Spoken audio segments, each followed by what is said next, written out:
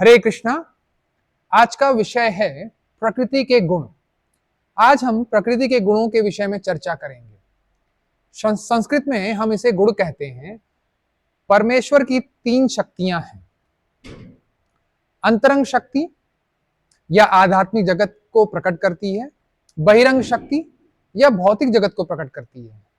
तटस्थ शक्ति यह जीवात्माओं को प्रकट करती है। अतः यह भौतिक जगत बहिरंगा शक्ति द्वारा निर्मित है और इस भौतिक ऊर्जा इसे भौतिक ऊर्जा भी कहा जाता है। श्रीमद् भागवतम में इस भौतिक जगत की सृष्टि की प्रक्रिया का वर्णन है।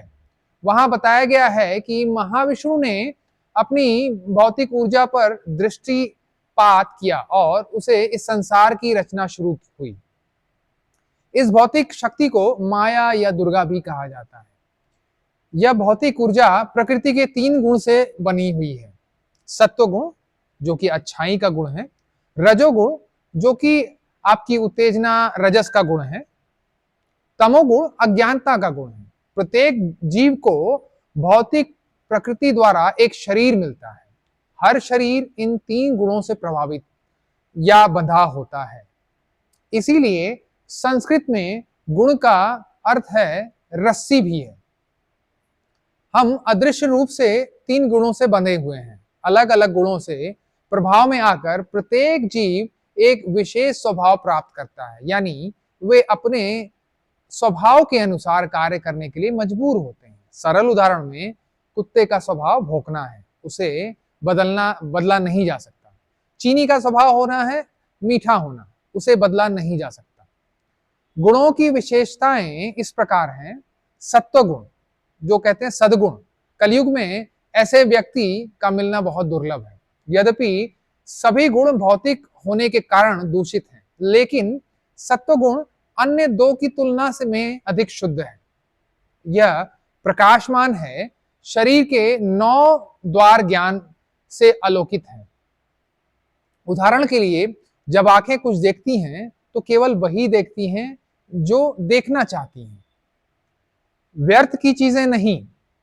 यह मनुष्य को समस्त पाप कर्मों से मुक्त करता है। ऐसे लोग पुण्य कार्यों में लगे रहते हैं और मृत्यु के बाद ऋषियों के उच्च लोकों में जाते हैं। अब बात करते हैं रजोगुण की, जिसमें आपका मन उत्तेजित होता है, किसी काम को करने की आपको तीव्रता होती है। आधुनिक दुनिया में अधिकांश लोग इसी गुण में हैं। व्यक्ति के भीतर असीमित इच्छाएं और लालसाएं होती हैं, जिससे वह सकाम कर्म में बंध जाता है। ऐसे लोगों को हमेशा व्यस्त व्यस्त व्यस्त रहते हैं। जब उन्हें सत्संग के लिए बुलाओ तो कहते हैं समय नहीं है। इनके लक्षण हैं अत्यधिक आसक्ति, तीव्र प्रयास, उत्तेजना, अनियंत्रित लालसा।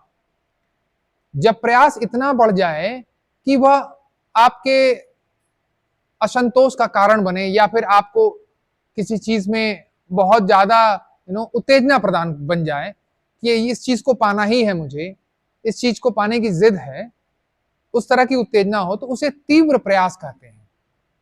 रजोगुण के कार्यों का परिणाम केवल दुख है। मृत्यु के बाद ऐसे लोग अपनी भौतिक इच्छाओं को पूरा करने के लिए फिर से इस पृथ्वी पर जन्म लेते हैं। तीसरा है तमोगुण, अज्ञानता या केवल मोह माया है। व्यक्ति पागल और आलस्य में बंधा रहता है। इसका परिणाम मूर्खतापूर्ण कार्य होते हैं। अज्ञानता में मृत्यु होने पर जीव पशु योनि में जन्म लेता है। गुणों का प्रभाव और इसके समाधान क्या है, आइए इसको समझते हैं। हमारे अस्तित्व के सभी पहलू इन गुणों से प्रभावित हैं, जैसे श्रद्धा कार्य, दान, दृढ़ संकल्प, सुख और यहां तक कि भोजन भी। आपको विश्वास नहीं होगा, परंतु जो भोजन हम खाते हैं वह भी गुणों में होता है। हमें सत्व गुणी भोजन चुनना चाहिए। कृष्ण इन विषयों पर भगवत गीता के 17वें और 18वें अध्याय में चर्चा करते हैं। हर व्यक्ति को तीन गुण एक साथ मौजूद होते हैं, लेकिन कुछ स्थितियों में गुण दूसरों की तुलना में अधिक प्रमुख होते हैं। किसी में रजोगुण प्रमुख होते हैं, किसी में सद्गुण प्रमुख होते हैं। तो इस प्रकार यह समझना बहुत महत्वपूर्ण है कि सभी क्रियाओं में केवल 3 गुण ही कार्य कर रहे हैं। हर व्यक्ति अपने गुणों के अनुसार व्यवहार करता है। यदि हम यह देख सकें कि लोग केवल अपने गुणों के अधीन होकर व्यवहार कर रहे हैं, तो हम उनके प्रति अधिक दयालु हो पाएंगे। इससे आपसी संबंधों में भी समस्याएं हल हो सकती हैं। गुण से परे, गुणातीत सभी गुण मनुष्यों के इस भौतिक संसार से बांधते हैं। इसलिए कृष्ण दूसरे अध्याय में कहते हैं, त्रैगुण्य विषया वेद निस्त्रैगुण्यो भवार्जुन निर्द्वंदो नित्सत्स्व निर्योगक्षेम आत्वानम। अर्थात हे अर्जुन, इन 3 गुणों से ऊपर उठो, दिव्य बनो, सभी द्वंद्वों, लाभ और सुरक्षा की चिंताओं से मुक्त होकर आत्मा आत्मा स्थिति में आ जाओ, आत्म स्थिति में हो जाओ। जब कोई ऐसा कर पाता है तो वह मुक्त हो जाता है और इसी जीवन में अमृत परमानंद का अनुभव करता है। गुणातीत, गुणों से परे व्यक्ति के लक्षण, वह सुख दुख, मान अपमान, जय पराजय से संभाव एक समान रहता है, एक अडिग और विचलित नहीं होता है।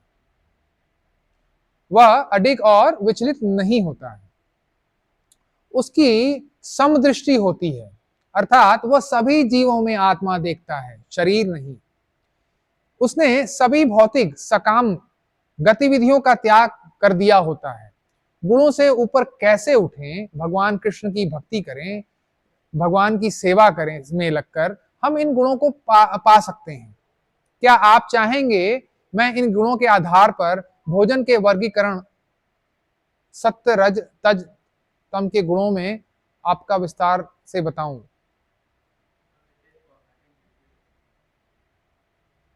आज के लिए इतना ही। हरे कृष्णा, धन्यवाद।